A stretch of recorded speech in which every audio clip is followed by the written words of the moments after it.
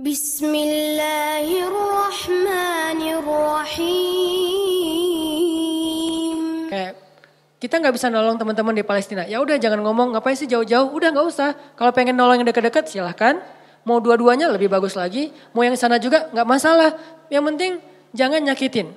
Jangan kita beranggapan bahwa yang di Palestina itu jauh nggak perlu ditolong. Yang di Suriah itu jauh nggak perlu ditolong. Padahal kondisi mereka itu luar biasa memprihatinkan. Bahkan dahsyat sekali keadaan mereka. Tapi kita udah nggak nolong, ngomong lagi. Jadi kalau mereka dengar kasihan. Perasaan mereka kayak gimana gitu. Ya udah jangan. Termasuk orang di sekeliling kita, keluarga besar kita. Kadang-kadang ada kakak adik kita yang minta tolong. Kita kayak sebel gitu sama dia. Giliran butuh aja lo minta tolong. Jangan, udah aja diem. Kalau kita nggak mau nolong atau nggak bisa nolong, diem aja. Kenapa? La tanhar. Jangan sakiti orang yang meminta pertolongan. Sehingga nanti al-jaza min jinsil amal.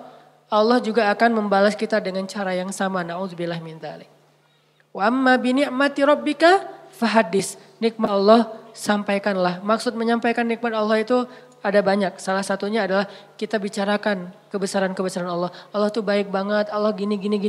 Sehingga dengan pembicaraan kita, orang yang mendengar jadi semakin yakin sama Allah. Kayak tadi cerita saya di Thailand, simple sebetulnya, cuman hal yang sepele banget. Tapi itu bagian dari tahadus bin ni'mah. Tujuannya apa? Tujuannya biar kita yang mendengar makin yakin sama Allah, makin bergantung sama Allah, makin taat di jalan Allah. Itu namanya wa amma bi ni'mati rabbika fahadis. Jadi teman-teman, 3 ayat terakhir itu ada 2 angle yang kita bisa lihat. Satu, ternyata kalau kita pengen dapat satu kebaikan, maka tanamlah kebaikan yang sama di ketika kita bisa, nanti saat kita butuh Allah akan membalas kita dengan kebaikan yang sejenis. Saya pernah cerita dulu saya di Kota Baru Parahyangan, habis taklim malam-malam gerimis, saya pulang pakai mobil, ngelihat di jalan ada ibu-ibu sama anak gadisnya lagi jalan kaki. Kota Baru di Masjid Al-Irsyad itu kan ke jalan raya jauh ya. Dan malam-malam gak ada damri, gak ada angkot, gak ada ojek. Beliau jalan kaki berdua, gerimis lah gitu, pakai payung. Saya waktu itu tinggal di Cihanjuang, saya mau keluar dari masjid ngelihat ada ibu-ibu sama putrinya lagi jalan. Saya samperin, Bu, butuh tumpangan? Oh boleh Ustadz, mau kemana? Mau ke depan? Ya udah ikut aja. Karena saya gak bawa pasangan, mereka duduk di belakang. Itu etikanya ya, jangan duduk di depan, nanti jadi fitnah. Udah aja duduk di belakang. Dan itu tidak menghina. Oh jadi kayak supir dong, gak apa-apa. Karena demi menjaga fitnah. Biarkan dia duduk di belakang berdua, saya di depan. Kalau ngomong, ya ngomong aja. Sesekali ngelihat ke menghargai. Dia cerita, Ustadz tadi saya ikut talim Ustadz. Oh Masya Allah, Ibu jadi ikut talim. Terus tadi gimana kesininya? Naik damri. Soalnya kalau sore itu masih ada damri, saya masuknya pakai damri. Pulangnya biasanya jalan kaki, biasanya. Berarti udah beberapa kali itu. Oh gitu, maaf ya saya nggak tahu. Ya udah dianterin. Sampai di depan, jadi kayak nggak enak hati gitu diturunin di jalan ya, nggak tuntas kan. Udah saya tanya, Ibu rumahnya di mana? Masih di daerah Padalarang gitu, daerah Cimareme, agak turun dikit. Ya udah saya anterin aja ke rumahnya. Nggak ngerepotin nih Ustadz, nggak. Padahal biasanya saya langsung masuk tol kan. Keluar Baros cepet, ini ngelewatin Cimareme kan macet-macet gitu. Nggak apa-apa saya anterin, ya udah sejalan, padahal nggak sejalan sebetulnya. Saya harusnya ke tol. Dianterin sampai ke rumah, kan sepele banget kan. Udah sampai ke rumah selesai, pergi aja.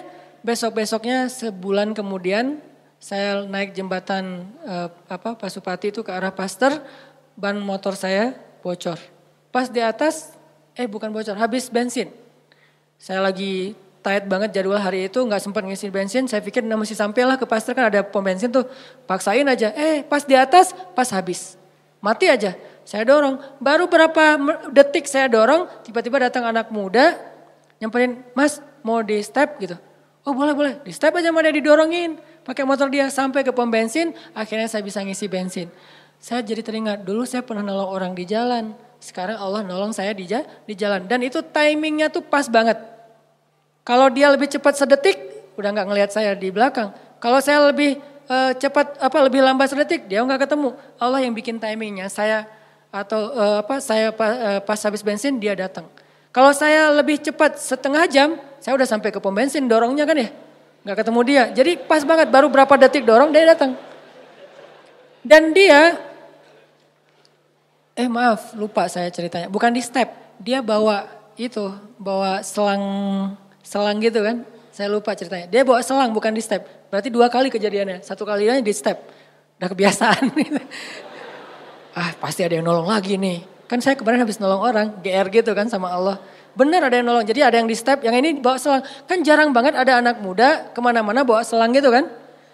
Pak kenapa? Dia ngelihat ban nggak kempes. Habis bensin ya? Ya sini saya ini. Dia sedot terus masukin hanya untuk bisa sampai ke pom bensin.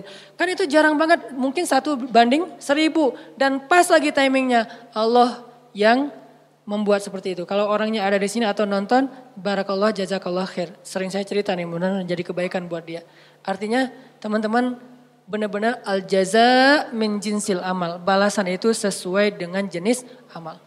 Kalau kita pengen dibalas, ya Allah mudahin dong cara saya untuk dapetin jodoh. Mudahin orang lain untuk dapetin jodoh. Caranya gimana? Jadi mak comblang mungkin. Atau nemenin dia curhat mungkin. Atau nemenin dia ngelamar mungkin. Kita yang jadi, Pak dia tuh sahabat saya banget. Saya kenal banget dengan dia Pak. Wah pokoknya aman lah Pak. Dia orangnya bertanggung jawab. Kita promoin dia. Sehingga nanti Allah yang promoin kita di orang lain. Pokoknya mau apa, cari amal soleh yang sejenis dengan itu. Saya pengen jadi orang kaya Ustadz. Ya udah. Tolong orang lain ketika lagi butuh modal atau apa, saya pengen nikah Ustadz. Ya udah bantu dulu temennya untuk mahar. Nanti Allah ganti mahar yang buat kita. Atau kalau nggak mahar mungkin hantaran. Karena kadang-kadang kan hantaran itu apa? Seserahan ya. Seserahan itu kadang-kadang lebih gede daripada mahar kan. Mahar anak saya sih nggak banyak dek. Soalnya kan kata Nabi mahar jangan tinggi-tinggi. Berapa Pak? Ya udah 1 gram aja. Oh tapi seserahannya ya berapa? 1 M juga nggak apa-apa. Si bapak teh. Seserahannya yang gede, jadi kita bikin stres gitu kan. Gak apa-apa, ambil aja. Jangan menyerah ketika ditawarin 1 M, 10 M, 100 M. Ambil, itu angka gede di kita, tapi kecil di Allah loh. Jangan pikir kita yang bakalan bayar, Allah yang bayarin.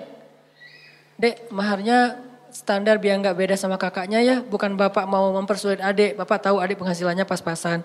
Ini bapak menghina atau lagi apa sih? Tapi emang biar dia nggak jauh banget, nggak jomplang banget sama kakaknya. Kakaknya dulu sih 3 M, dia 2 M juga nggak apa-apa. Boleh Pak? Kamu sanggup? Insya Allah Pak. Kerja apa? Allah yang kasih kerja. Gitu, semangat. Siapa tahu nanti setelah kasih saya waktu 1 tahun Pak. 1 tahun? Ya oke 1 tahun. Bekerja semaksimal mungkin 1 tahun. Biarkan mereka ngelihat kesungguhan kita. Setelah 1 tahun mungkin kita nggak dapat 1 atau 2 M. Tapi dapat kasihan dari dia. Ya ini serius nih ternyata. Ya udah deh, adik dapat berapa? Dapat Pak 2 apa? 20 juta gitu. Ya udah nggak apa-apa, dicicil ya tapi ya. Karena kamu udah berusaha, ya udah jadi deh. Karena dia ngelihat kita kayak tanggung jawab, serius, wah pantang menyerah. Itu kan akhirnya gol. Kan yang penting gol. Soal gimana caranya Allah lebih tahu. Pokoknya kalau dikasih tantangan, ambil. Setelah itu gimana Ustaz? Serahin ke langit. Allah mudahkan semuanya. Kalau di tangan kita pasti susah. Logika kita pasti gak nyambung. Tapi di sisi Allah, ala kulli syai'in qadir. Allah maha kuasa atas segala sesuatu. Syukran ya Rabbi, syukran. Hadaita qalbi, syukran.